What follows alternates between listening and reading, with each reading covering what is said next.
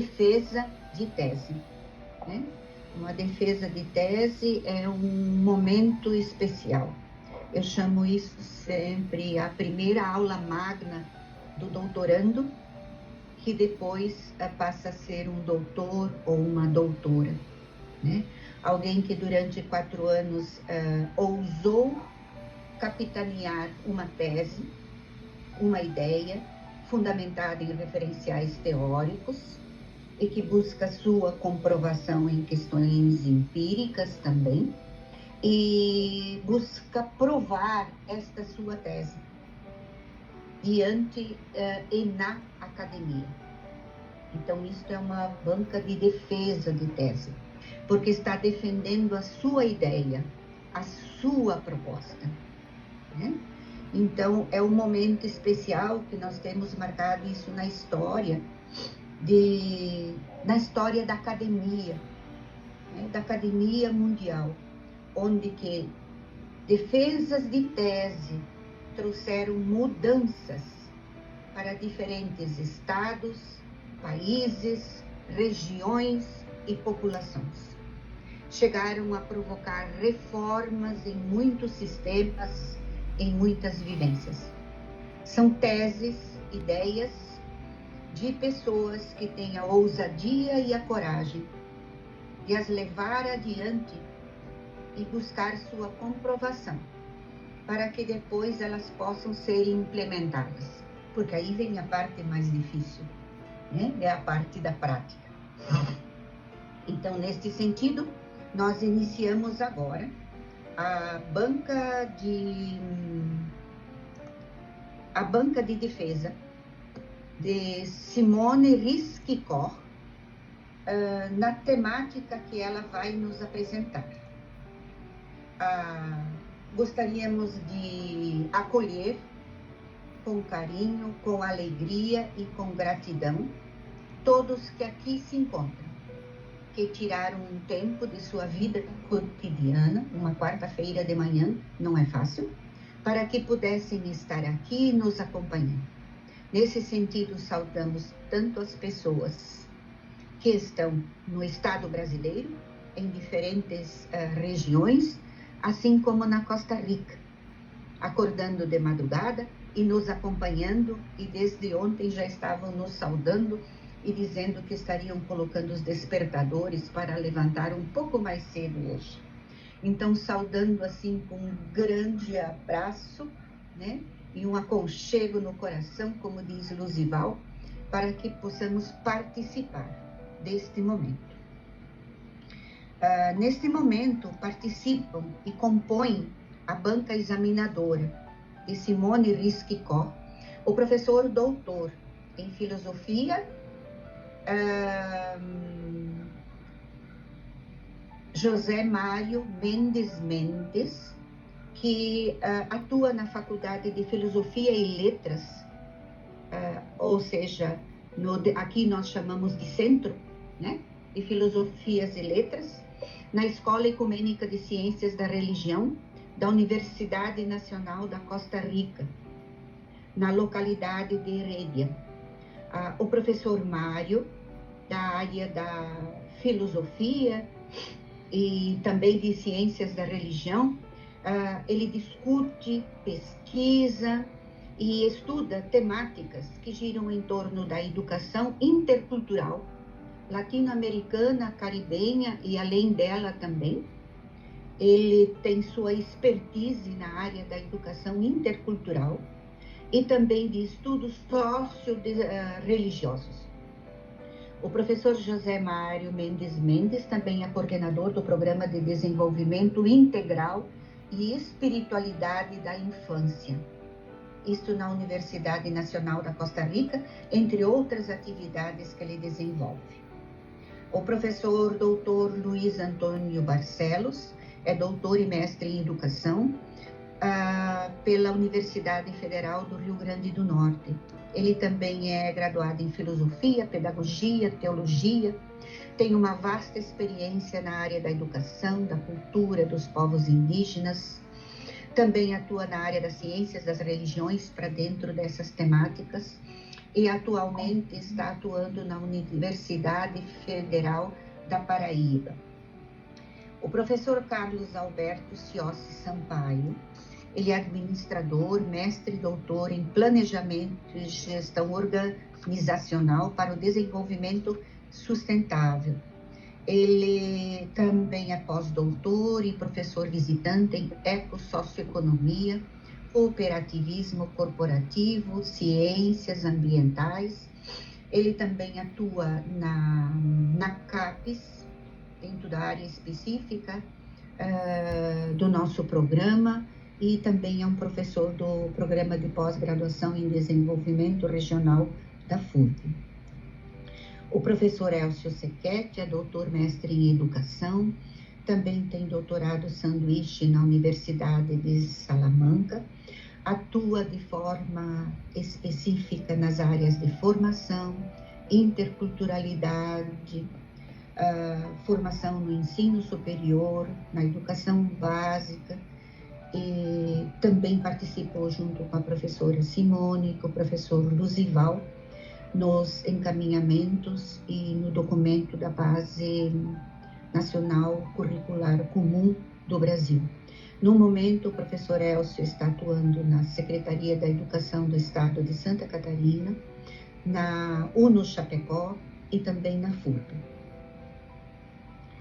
Nós temos como suplentes o professor Tarcísio Afonso Victor, que no momento não poderá se manifestar como gostaria, como banca, mas sim depois como participante e convidado, porque ele está em licença saúde.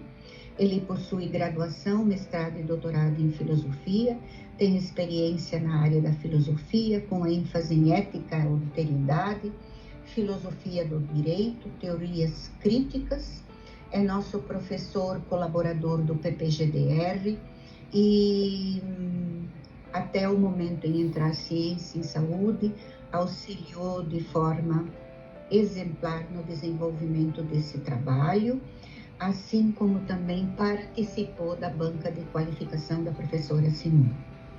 Também como suplente o professor Valmor Choquete, que é doutor em Sociologia, graduado em Estudos Sociais, com mestrado em Sociologia Política. Tem experiência na área da Sociologia, com ênfase em Sociologia Política, atuando principalmente nos seguintes temas, que são políticas públicas, economia solidária, movimentos sociais, democracia e crise capitalista. Trouxemos de uma forma bem resumida o currículo da banca, nos perdoem pelo reducionismo, mas para que nós tivéssemos ciência das áreas que estão envolvidas e que leram e vão apreciar este trabalho. Procuramos que fosse de uma forma interdisciplinar e abordando as diferentes facetas dessa pesquisa, que transita em torno das diversidades, da universidade e do desenvolvimento. É uma temática que nos toca o coração e nos afeta profundamente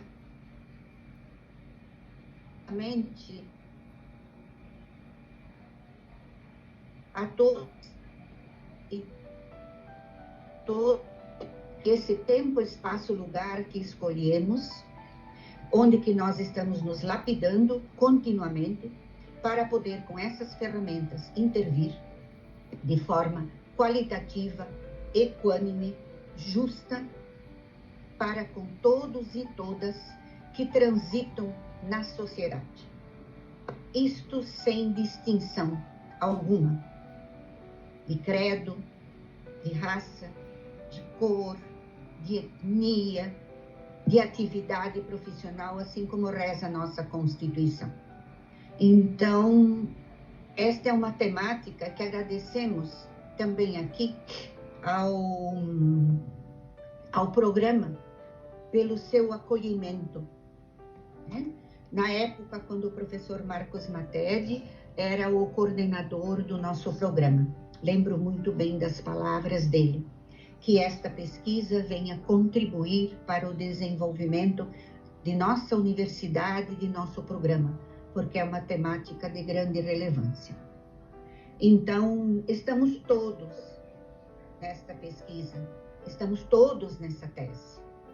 Ela mexe conosco visceralmente, porque Simone não fala de alguém, esta tese não fala de alguém, esta tese fala dela, fala conosco, cada um de nós, porque nós estamos dentro dela, pois somos diversidade, somos universidade, e o nosso objetivo é a construção de mundos melhores, e eu creio firmemente, ainda possíveis. E posso dizer isso quando, na releitura da pequena, mas valiosíssima obra de José Martí, trazida pelo professor Danilo Streck, num pequeno livreto, ele nos traz na página 27 o seguinte. Ele traz um registro, Danilo, de Boaventura Santos, quando o professor Boaventura de Souza Santos, ele lendo o texto Nossa América, que é o texto base de José Martí, e que fez tanta diferença na América Latina e caribenha e faz, ele diz assim, que a Nossa América, quando lemos o texto Nossa América, não estamos somente diante de um projeto político que José Martí nos traz, mas de uma nova ideia de subjetividade e de sociabilidade. Eu creio que estamos falando disto no dia de hoje. Boaventura Santos continua dizendo, o que caracteriza essa forma de ser e de viver é a permanente transitoriedade, o existir nas fronteiras, em que, junto com a persistente colonialidade do poder, pulsa um otimismo visceral, derivado da esperança. Eu creio que isto encaminha o trabalho de hoje. As diversidades que vivem e são uma permanente transitoriedade existem nas fronteiras, na persistente colonialidade do poder que as tenta subjugar. Ela pulsa com um otimismo visceral derivado da esperança. Que seja assim nas universidades onde atuamos, nas universidades desses continentes. Que seja assim e traga um outro mundo possível. Pelas nossas mãos, pelas mãos dos que estão atuando na sociedade, pelos quais e para os quais estamos aqui. Passamos agora a palavra. Outros tivemos a alegria de ler em sua completude. Nesse sentido, você tem 30 a 40 minutos para que você possa socializar esse trabalho. Então, boa apresentação. Ok, professora Lilian, professores da banca, um bom dia a todos os convidados. Eu vi pela listagem ali que temos egressos dos diferentes cursos, de diferentes componentes que eu trabalho na universidade, então é uma alegria muito grande. Desde já, eu agradeço o aceite da banca, assim como a disponibilidade das pessoas, né, dos convidados, colegas do programa de pós-graduação em desenvolvimento regional, ex-acadêmicos, mais amigos da vida, os familiares aqui representando outros familiares, né? Uma banca pelo Teams, remotamente, de repente, ela nos impossibilita dos abraços calorosos, mas nos possibilita esses encontros, né? De norte a sul do Brasil, assim como Costa Rica, mesmo com o fuso horário. Então, desde já eu agradeço também aproveito para registrar que após a entrega do documento, nós já identificamos alguns deslizes, né? Sempre tem, cada vez que a gente olha para o texto, a gente percebe e sente coisas diferentes. Então, ainda tem sim incompletudes. A partir da devolutiva agora e do olhar de cada um da banca, eu vou fazer essas alterações, as revisões necessárias. Vi que tem um equívoco ali em números, né, de tabelas, gráficos, quase não faltaram gráficos e figuras nesse documento, né? E aproveito para também informar que o gráfico 19 e 20, eles se repetiram. Então, a gente também já identificou e já vai fazer essa correção. Então, esse trabalho, intitulado Diversidades, Educação Superior e Desenvolvimento, uma mirada uma ou várias, né? A partir da Universidade Regional de Blumenau FURB, no Brasil, e da Universidade Nacional UNA, na Costa Rica. Orientado, então, pela professora Lília, tem como co-orientador o próprio professor Mário Mendes, né? Está alocado no Programa de Pós-Graduação em Desenvolvimento Regional e insere-se na linha de pesquisa Estado, Sociedade e Desenvolvimento no Território. O lugar de onde falo é o lugar do programa de doutoranda, que integra o grupo de pesquisa, o GPAD, que na sua própria logo já nos dá uma ideia por onde nós caminhamos, né? Agradeço também os colegas do próprio GPAD. E agradeço a universidade por ter concedido uma bolsa para a conclusão desse estudo. Então, uma breve contextualização, deixa eu minimizar aqui. O trabalho ele gira em torno das 3 palavras-chave que envolvem o título, né? Diversidades, educação superior e desenvolvimento. Por que não desenvolvimentos, né? Tanto as 3 estão muito ligadas, interligadas. Então, diversidade é um tema, sim, complexo, polêmico, mas ele não deixa de ser rico, né? Ele não deixa de ser amplo. Esse seu reconhecimento, nós trabalhamos na perspectiva do reconhecimento enquanto patrimônio cultural da humanidade. Então, sim, a diversidade, ou nós já pluralizamos, né? As diversidades são, sim, patrimônio cultural da humanidade. Então, por isso já se justifica. Aliás, por isso não, né? Se justifica pela sua existência, por estar também no currículo da educação superior. A constituição do território e da territorialidade da América Latina e Caribe, ela envolve muitos processos de colonização, né? Esses processos foram gerando, sim, colonialidades pelo poder, pelo ser, pelo viver e via o saber. E é nesse saber, propriamente dito, que as universidades se encontram, quando elas reproduzem, muitas vezes, práticas de colonialidade. Mesmo que nós não vivamos mais um período de colonização, mas os respingos dela ainda estão muito vivos. E, infelizmente, são reproduzidos pela educação de maneira geral, logo pela educação superior também. Na atualidade, então, estudos e práticas que envolvem as diversidades, no contexto latino-americano e caribenho, ele se apresenta, assim, como um desafio às democracias preocupadas em construir e cumprir agendas de igualdade, de equidade, principalmente no tocante a governos, instituições, concepções e processos de desenvolvimento, em simetria com as especificidades das comunidades, do seu entorno e das comunidades em geral.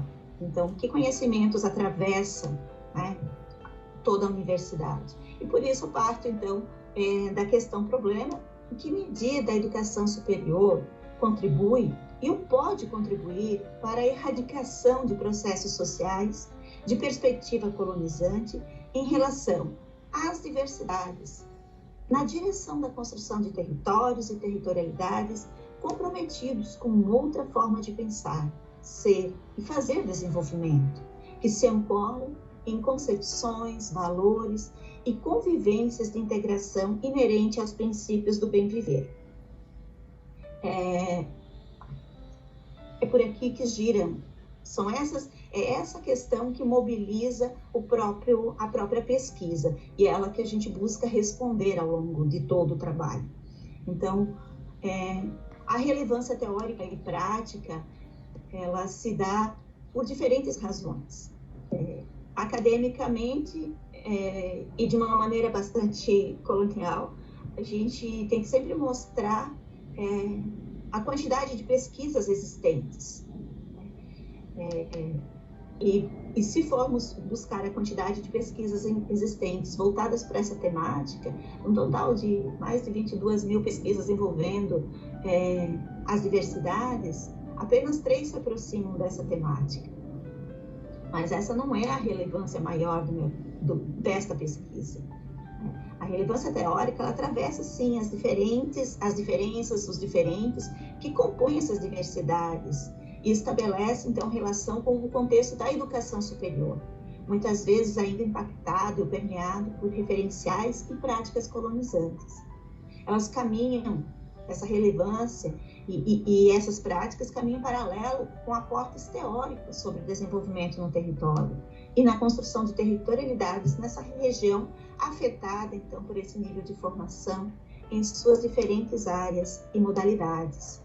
Em nível de contributo, uma relevância prática, somamos a própria caminhada que temos na educação, a pesquisa desenvolvida no mestrado, os estudos desenvolvidos no grupo de pesquisa e a necessidade. Eu acho que esse último ponto é o principal que justifica essa pesquisa, a necessidade de desenvolver uma pesquisa que problematize e aprofunde essa temática, em nível de referenciais e práticas para dentro da educação, das instituições de educação superior.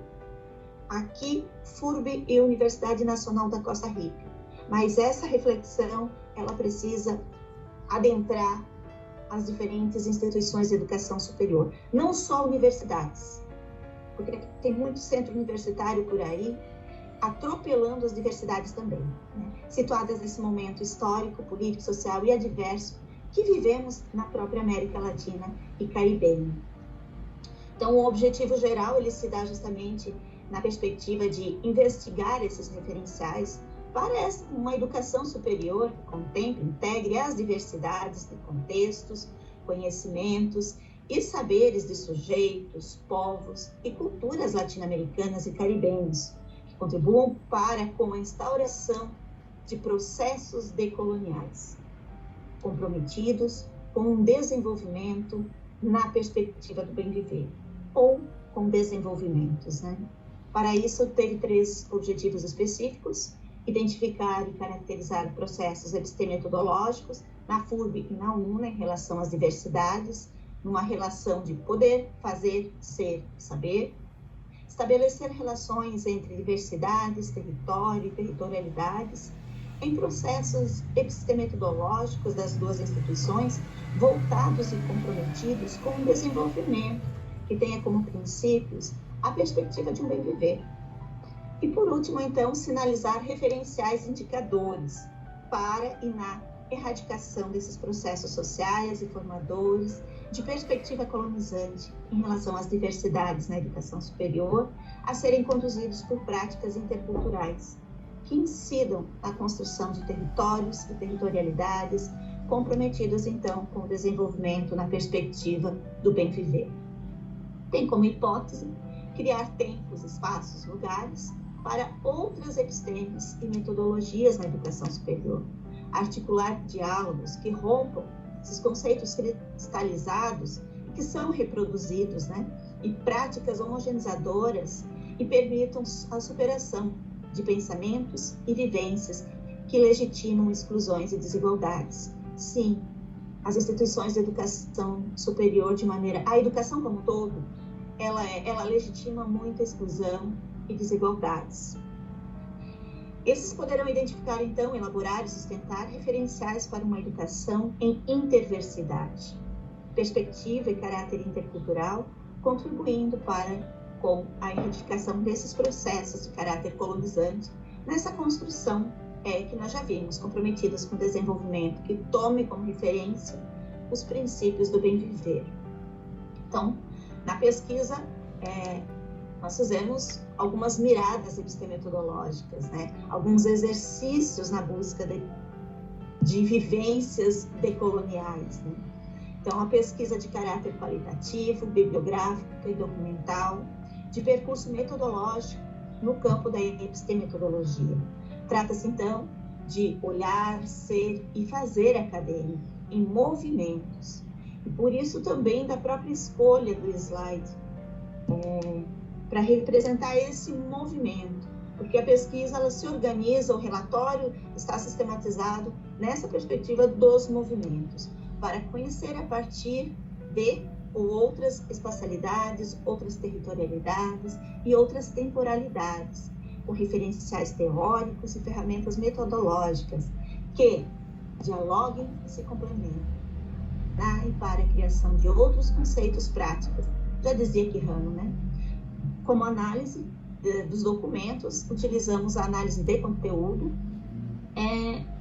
por conta de serem documentos institucionais, né? E essa análise, ela tem por objetivo, então, dar essa orientação, o apoio na interpretação dos dados, em 3 fases distintas. Esta é uma análise, é um olhar, outra metodologia, outro pesquisador teria outro olhar, chegaria a outros resultados. Então, esse foi o resultado. Apresento os resultados da pesquisa desenvolvida a partir das lentes que me constituem enquanto pesquisadora. O primeiro movimento foi a busca de revisão e ampliação do próprio aporte teórico em torno da região, dos territórios, das territorialidades, das diferenças, do diferente, da diversidade, da da interculturalidade, desse desenvolvimento e bem viver, a educação superior na América Latina e, sim, as epistemologias decolonizantes, do ser, saber, poder e fazer. Então, aqui estão alguns dos autores utilizados, não vou citar, até porque é mais curtinho, né? O segundo movimento, então, é a caracterização dos territórios da educação superior, na FURB e na Costa Rica, né? Por que pegar a FURB? Porque chegar a FURB, ao recorte FURB e UNA, né? Então, primeiro porque são duas instituições públicas que têm aproximações epistemetodológicas voltadas para o objetivo dessa investigação, pela caminhada interinstitucional em nível de convênio, projetos que existe entre as duas instituições, em particular o tocante às ciências humanas e ciências da religião, ciências humanas, FURB e ciências da religião, os 2 cursos com as 2 instituições. A FURB é uma autarquia municipal do regime especial, possui plena autonomia didático-científica, administrativa e de gestão financeira e patrimonial.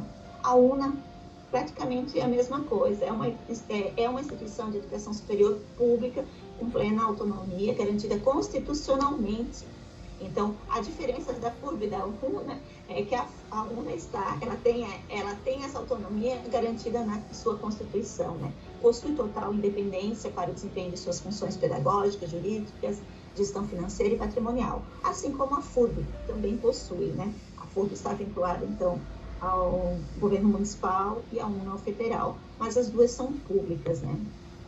O terceiro movimento, ele se localiza, então, na sistematização e análise dos dados, buscando identificar essas perspectivas em nível de formação de educação superior, a partir de 3 dimensões: a dimensão política, a dimensão de processos acadêmicos, de resultados acadêmicos. Então, vale destacar que na dimensão política, nós analisamos documentos institucionais gerais das 2 instituições, um total de 4 documentos da FURB e 3 da UNA, processos acadêmicos. Nesses processos, ele envolveu ensino, pesquisa e extensão,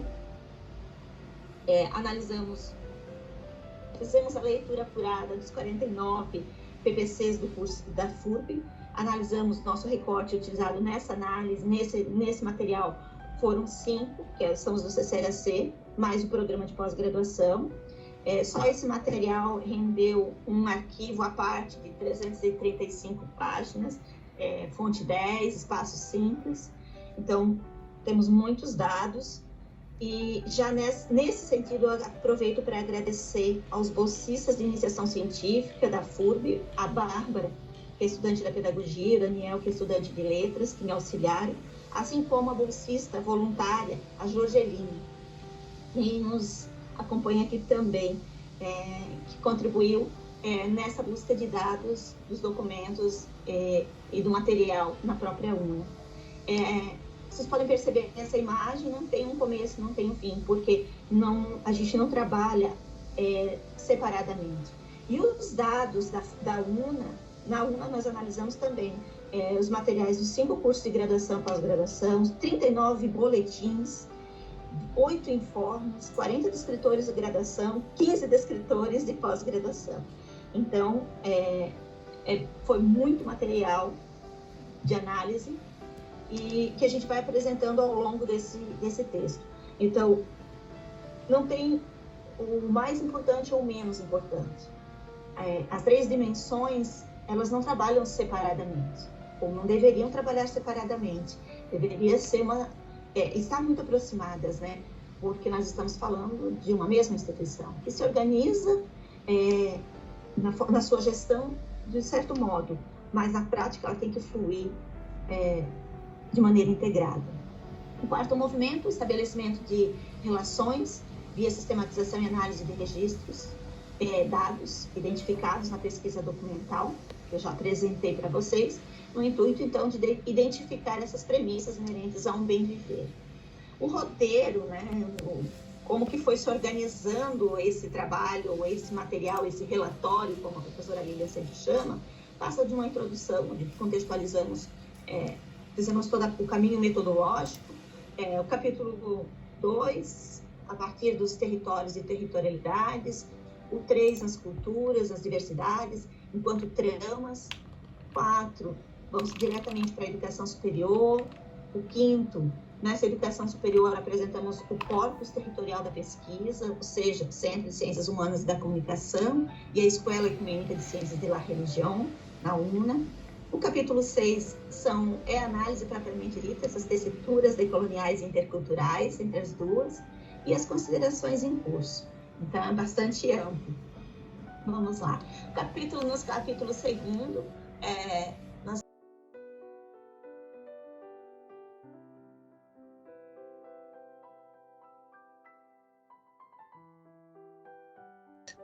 Simone, con su trabajo, nos ha desvelado a las universidades como territorios dinámicos, en tránsito, dice ella. Territorios en diálogos con otras territorialidades. Un espacio que puede ser de conversación, de interlocución, de interpelación. El trabajo de Simone desafía a las universidades a realizar una doble mirada. Ante todo, a mirarse a sí mismas como un espejo para reconocer y distinguir con honestidad sus tradiciones humanizantes de aquellas que no lo son. Y una mirada a su entorno para dejarse incomodar. Simone sugiere que debe haber universidades incómodas e incomodadas. Universidades que se dejan escandalizar por los desafíos que provienen de la diversidad. Universidades que entiendan esa realidad como realidades que dan que pensar y que actuar. Universidades que ven la realidad como lugares ante los cuales no cabe la indiferencia. La universidad, en esta doble mirada, es desafiada por Simone a abandonar todas las intenciones universalizantes y homogenizantes para potenciar su carácter de multiverso, para ser un territorio en el que confluyen muchas territorialidades, muchas diversidades que no deberían ser integradas, lo que significaría diluirlas, sino reconocidas e invitadas a la conversación. Esa conversación sería la gran conversión epistemológica a la que están llamadas hoy las universidades. El trabajo de Simone nos muestra que las universidades no deberían ver la diversidad como un objeto de estudio que está allá fuera de sí, al cual podrían acercarse si quisieran, al cual podrían investigar y si quisieran podrían también acoger, sino más bien mirar la diversidad como un elemento de su constitución. La universidad está constituida de diversidad. Esa es su materia prima. De eso están hechas de las universidades.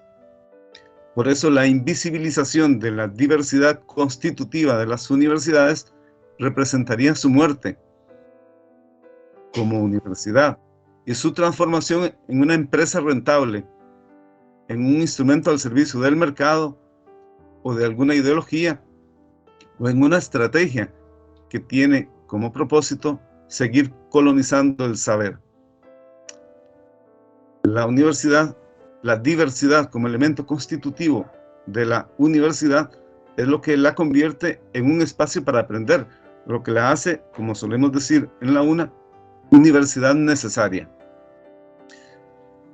La diversidad constitutiva de la universidad hace de ella un espacio en el que tienen cabida muchas voces en diálogo, como acentúa Simone, muchas formas de conocer y aprender, muchas sabidurías, muchas pedagogías, muchos caminos epistemológicos, muchas narraciones, muchas historias, muchos conocimientos no jerarquizados, muchos mundos, muchas tradiciones. El trabajo de Simone es un tránsito, es un recorrido, es un caminar.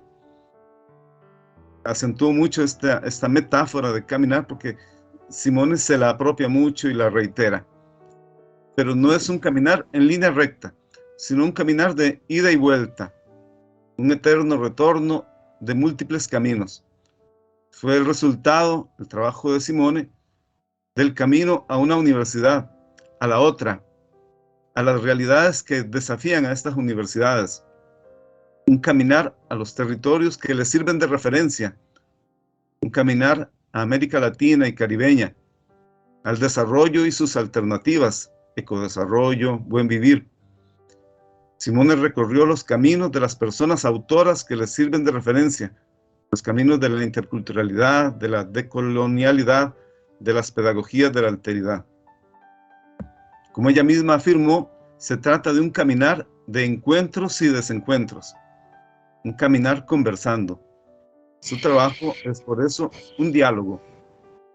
El mismo lenguaje utilizado, ella se refiere en el trabajo a, habla en primera persona plural, nosotros, es un reconocimiento a los aportes de quienes le anteceden en el caminar y un reconocimiento a las esperanzas de quienes, quienes aún deben recorrer sus propios caminos pedagógicos.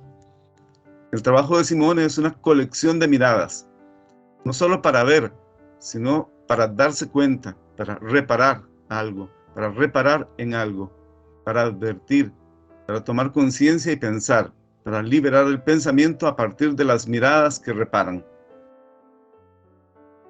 En el trabajo de Simone hay al menos dos conjuntos de aportes que me parecen fundamentales de cara al ejercicio de autoevaluación que las universidades están obligadas a realizar en el contexto actual.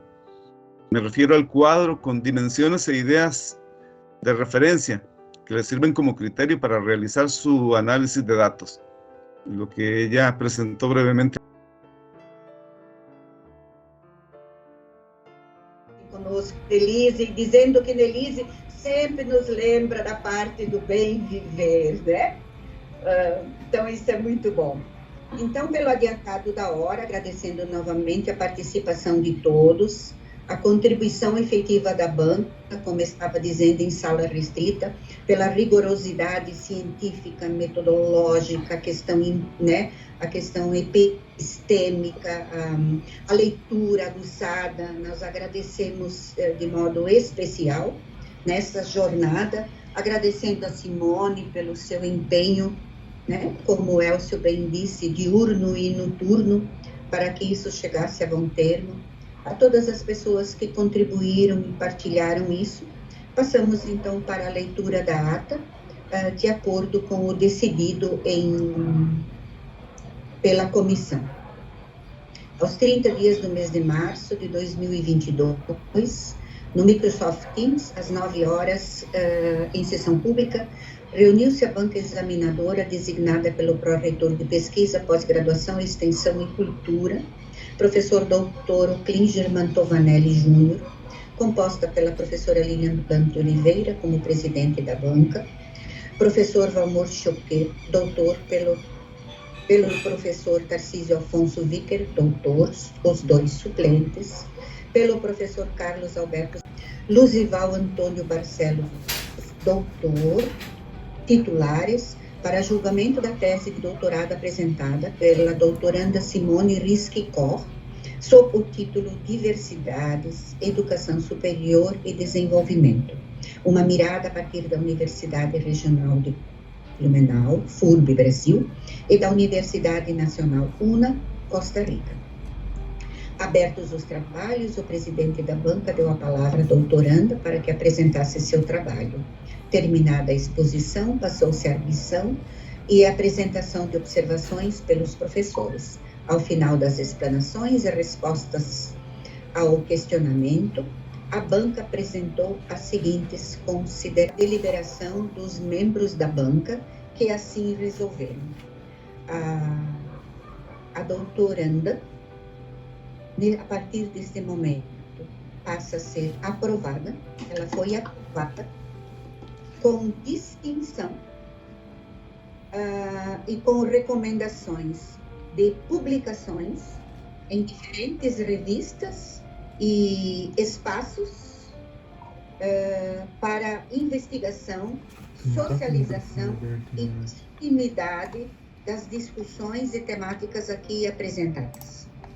Também ela está sendo convidada pela Universidade Nacional da Costa Rica para, juntamente com a FURB, coordenar um evento para apresentação das conclusões e também do seu trabalho, seu percurso de pesquisa nessa temática e para uma discussão em nível de América Latina e Caribe, para compartilhar e discutir estas questões.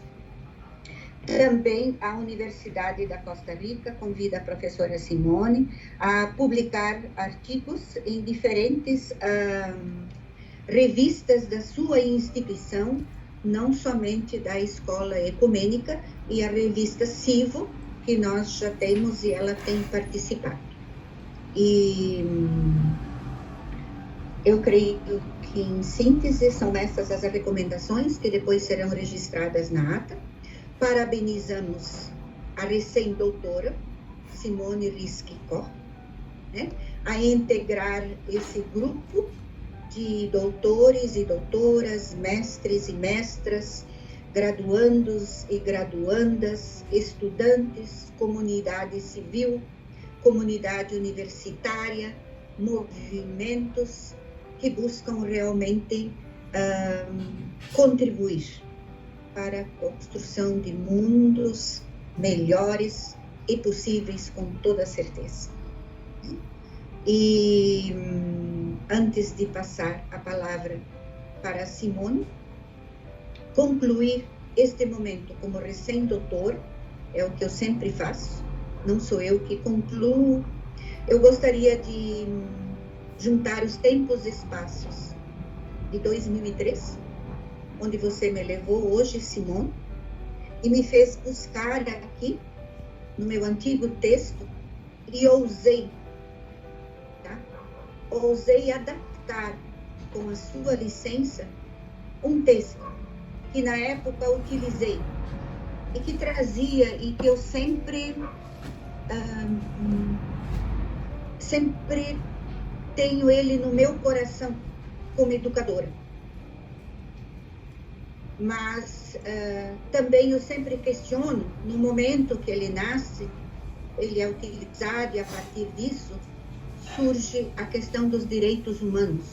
Mas é o texto do sobrevivente de Auschwitz, um dos campos de Auschwitz, da Segunda Guerra Mundial, e a partir disso nós vemos a criação dos direitos humanos enquanto comitê, enquanto movimento internacional. E eu sempre denuncio isso e questiono porque, para mim, ele deveria ter acontecido muito antes, com tantos outros genocídios e barbáries que graçam no planeta. E aqui, com uma pequena licença ao sobrevivente de Auschwitz e a vocês, eu gostaria de finalizar dizendo que, querendo ser porta-voz, muito simples e muito humilde, dos milhões e milhões de indígenas, africanos, ribeirinhos, que foram e continuam sendo chacinados, violentados e sofrendo as barbáries que graçam na América Latina e Caribenha. E dizer que, na voz de um menino, de uma menina, que poderia estar dizendo, poderia ser aqui um jovem Xoklengue, ou um Bororo, ou tantos outros povos. Sou sobrevivente de um território de genocídios e violências inimagináveis, e ainda em curso e intermináveis. Meus olhos viram e meus olhos veem, meus ouvidos ouvem o que nenhum ser humano deveria ou poderia ver, ouvir e sentir. Armas, ferramentas de morte, valas a céu aberto, grotões a acolher os corpos chacinados, violados, crucificados. Por estas armas e ferramentas de morte, construídas por engenheiros e cidadãos formados. Crianças envenenadas por pesticidas criados por diplomados. Recém-nascidos mortos pela ausência de enfermeiras treinadas e possibilitadas de exercer o seu magistério sanitário. Minhas suspeitas sobre a educação continuam. Meu pedido é: auxiliem seus educandos a tornarem-se humanos e humanas. Seus esforços nunca deverão produzir monstros treinados ou psicopatas hábeis. Ler, escrever, somar, só são importantes para fazer as nossas crianças, jovens e adolescentes mais humanos e mais... Eu aqui me retiro como sua orientadora. Serás para sempre minha orientadora, né? Bom, dar a palavra é fácil, prometer palavra nesse momento. Mas sim, eu acho que esse é um momento, especialmente voltando a esse texto, eu acho que esse texto, ele sempre nos mobiliza muito, esse texto que tu acabaste de ler. E é isso que me devolve e me faz lembrar todos os dias do meu compromisso para com a docência, para tornar pessoas mais humanas, né? E aí eu volto ao Milton Santos, quando ele pergunta para a gente, né? Lá em 96 ele perguntava: para que trabalhamos intelectualmente hoje? Né? Nós devemos trabalhar para isto, para que não se repitam essas coisas. Infelizmente continuam se repetindo. Em tantos lugares, do lado de cá, são todos os lugares, né? Mas nessa perspectiva, então, eu gostaria de agradecer, de lembrar que agradecer é reconhecer que eu não cheguei aqui sozinha, que essa minha história, ela se atravessa com muitas histórias, especialmente as mulheres da minha família, que lutaram incondicionalmente para que eu pudesse estudar. Sou a primeira mulher, sou a primeira pessoa da família a chegar aqui, mas não cheguei sozinha. Eu cheguei por conta, especialmente, da minha mãe e da minha irmã, e por ser um pouquinho mais maior do que eu, era muito magrinha, muito minúscula, não conseguia emprego. E ela era mais jovem, mais nova, 2 anos mais nova, mas ela era mais forte, então o mercado de trabalho aceitou. E elas que custearam os meus estudos. Não importa se foi para ir o ano inteiro com o mesmo par de sapatos, para o inverno e para o verão. Mas eu cheguei lá. Isso mostra que é possível, só que é muito duro esse caminho. E as oportunidades deveriam ser para todos e todas. Né? O acesso deveria ser para todos e todas. Depois de mim, eu fui a primeira da família a entrar na faculdade, a ter uma graduação. Depois de mim, outras fui abrindo caminho, né? Neta mais velha é assim, vai abrindo caminho. Depois vem as meninas e os meninos atrás.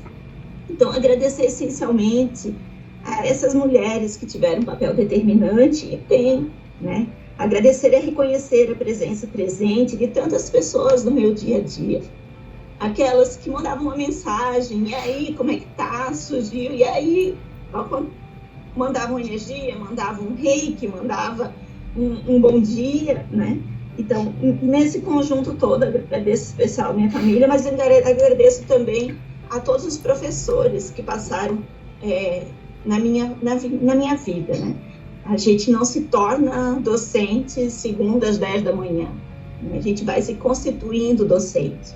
E aqui nesta tela eu tenho muitos docentes que contribuíram para eu ser a profissional que eu sou, e não sou melhor do que ninguém, mas de me lembrar sempre desse compromisso com quem não teve naquelas condições, de repente, aquele empurrãozinho que eu tive. Então, a minha gratidão a todos, gratidão à professora Lília, ao professor Mário, ao professor Hilário, que foi meu orientador no mestrado, né? E que o tempo todo eu e Lilian conversávamos, e o professor Hilário sempre, em memória, né? E o professor Hilário sempre presente, porque todas as contribuições que ele me permitiu construir no mestrado reverberam na minha docência, reverberam no meu ser estar em fazer pesquisa. Então, sou muito, muito grata. Lilian, por estar sempre me desafiando a enxergar aquilo que eu não consigo enxergar, a olhar um pouco além. E agradeço de maneira geral a todos. Passo a palavra, né? Preciso a gente devolver a palavra aos povos, mas também devolvo a palavra a vocês, se alguém quiser ainda se manifestar. Enfim, gente, é isso. Professor Mário, que sempre, tão generosamente, a UNA, né, que me acolheu desde o primeiro contato e que sempre me permitiu, eu falo também Nelise, da Nelise e o Vitor, que me acolheram na casa deles, abriram as portas, não nos conhecíamos, e as meninas cederam o quarto para eu passar uma semana ali com vocês. Então, assim, quanto aprendizado, né? Giovanni e Cecília, que vieram para cá, compartilharam tanto da vida. Enfim, cada um e cada uma. É isso, gente, só gratidão mesmo. E o compromisso, como diz o Elcio, não termina aqui, né? Aqui ele só fecha esse ciclo. Tem muita coisa para ser feita. É isso. Mais alguém gostaria de comentar, de conversar, de falar? Ou as suas despedidas, né? Ou despedidas. Só quero agradecer imensamente a oportunidade das aprendizagens, da amizade, de tudo que a gente vem construindo, não que construiu, que está construindo, que está edificando, né? Essas partilhas, essas trocas são essenciais para revitalizar em nós as nossas metas, os nossos esperançar, as nossas lentes para enxergar o mundo com aquilo que você traz tão bem na sua tese. Gratidão, gratidão, gratidão. Ok, gente. Então, acho que é isso, né? Professora Lília, Elcio, queres falar? Não? Lília? Okay. Sim, eu quero me despedir com uma frase sua, que você aprendeu com o Tarcísio, né? Que a gente não consegue, às vezes, imaginar o que o outro sente, passa, vive, né? E com isso eu também, eu tenho ideia, mas eu não consigo vivenciar exatamente o que você passou e o que você venceu nessa sua caminhada. Eu lhe admiro muito e obrigado por fazer parte da nossa vida, coletivamente, no grupo, nas nossas famílias, na nossa universidade, enfim, agradecido. Nossa, eu já não estou mais conseguindo processar, gente, não consigo mais falar dela. Então, acho que é isso, né, Lília? Acho que a sessão... Oi? Acho que o professor Mário gostaria de fechar também. Professor Mário? Bueno, reiterar el agradecimiento por la oportunidad de haberme hecho compañero en este camino, de muchas personas caminantes que aprendimos juntos, juntas, caminando, y reiterar también la invitación para que vengas a la Universidad Nacional a compartir todos esos saberes, ese camino realizado, porque eso nos va a enriquecer también. Te esperamos por acá. Muchas gracias. Palmas para nova doutora. Obrigada, gente.